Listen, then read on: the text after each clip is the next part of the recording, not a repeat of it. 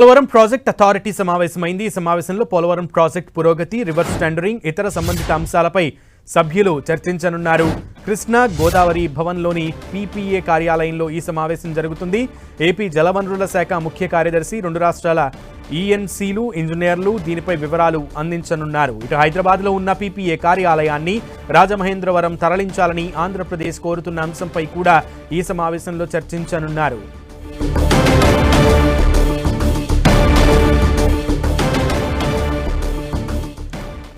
Right, ఈ సమావేశానికి కీలకంగా రెండు రాష్ట్రాల ఈఎన్సీలు, ఇంజనీర్లు హాజరయ్యారు. పలు ప్రతిపాదనలు చేసే అవకాశం ఉన్నట్లుగా తెలుస్తోంది. పోలవరం అథారిటీ సమావేశానికి సంబంధించి పూర్తి సమాచారం మా ప్రతినిధి ప్రతాప్ అడిగి తెలుసుకుందాం. ప్రతాప్.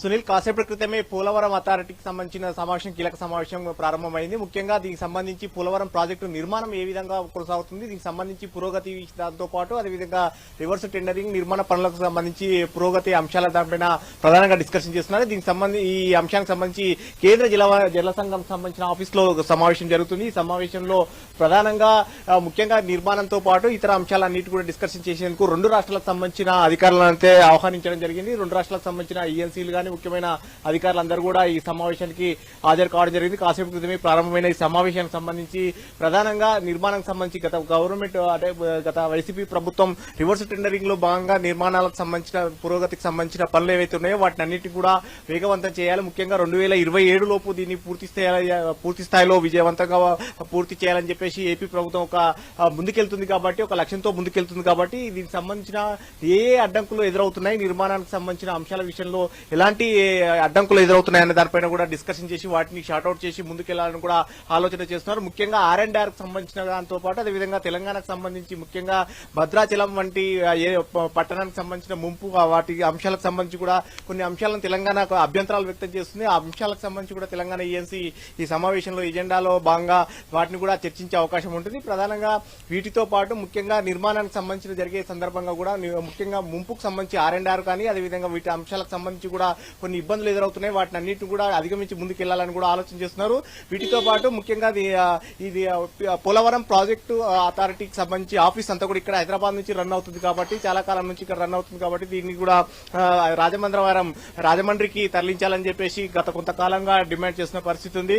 ఈ అంశానికి సంబంధించి కూడా డిస్కషన్ చేస్తున్నారు. సో మొత్తం మీద ఆఫీసర్లంతా కూడా 1 by 1 మరికొంతమంది కూడా ఆఫీసర్లందరూ కూడా చేరుకుంటున్న పరిస్థితి ఉంది.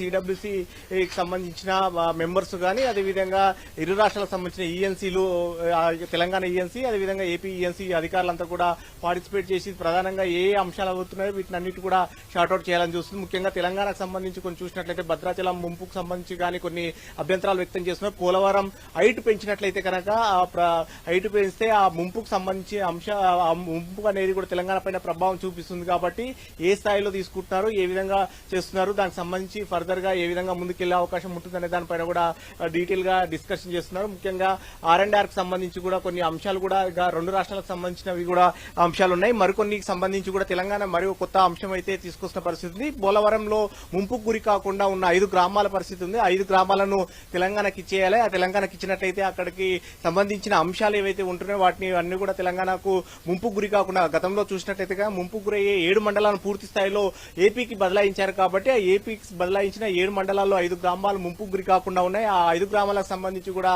తెలంగాణకి ఇవ్వాలని చెప్పేసి గత కొంతకాలంగా చేస్తున్నారు. ఈ రోజు మీటింగ్ లో సంబంధించి కూడా ఆ అంశాన్ని కూడా ప్రస్తావించే అవకాశం ఉంటుంది. సునీల్.